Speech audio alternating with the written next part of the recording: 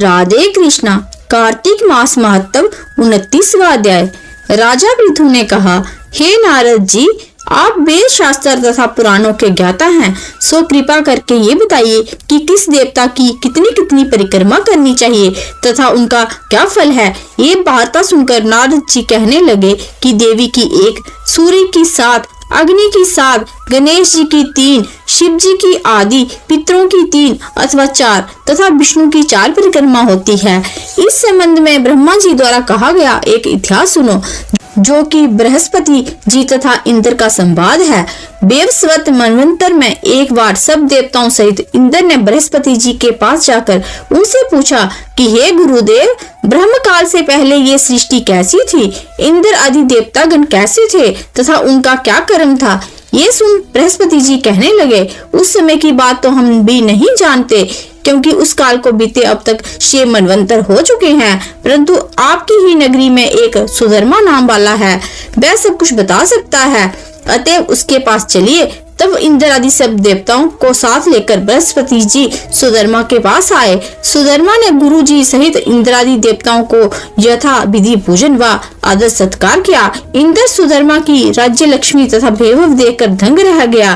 फिर उसने पूछा कि हे सुधर्मा, इतनी राज्य लक्ष्मी तथा वैभव तुम्हें कैसे प्राप्त हुआ? साथ ही तुमने कौन सा ऐसा यज्ञ दान व तप किया है जिससे ब्रह्मा कल्प से पहले की बात भी जानते हो? सुधर्मा ने कहा, हे इंद्र, जब 4 युगों की 1000 चौकड़ी बीत जाती है तब ब्रह्मा का एक दिन होता है।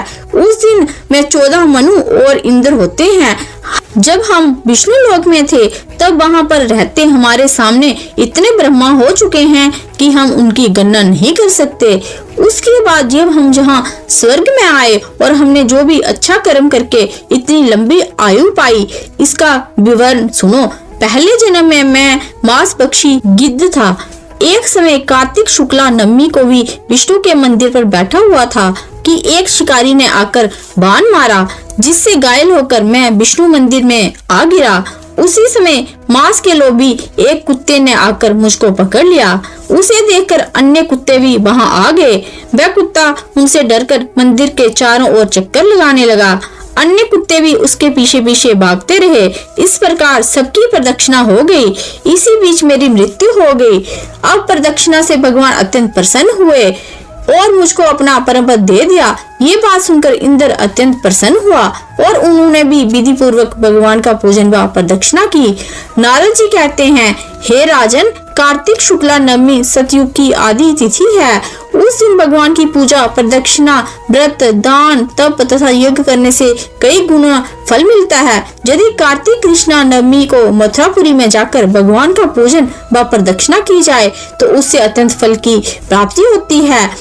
प्रदक्षिणा करने में जितने पग उठते हैं उसके उतने ही कुल बैकुंठ में वास करते हैं।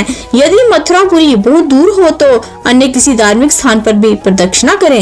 यदि वह भी संभव न हो तो ब्राह्मण, विष्णु की प्रतिमा, गो के स्थान, तुलसी या शालिग्राम की मूर्ति की प्रदक्षिणा कर लेवें।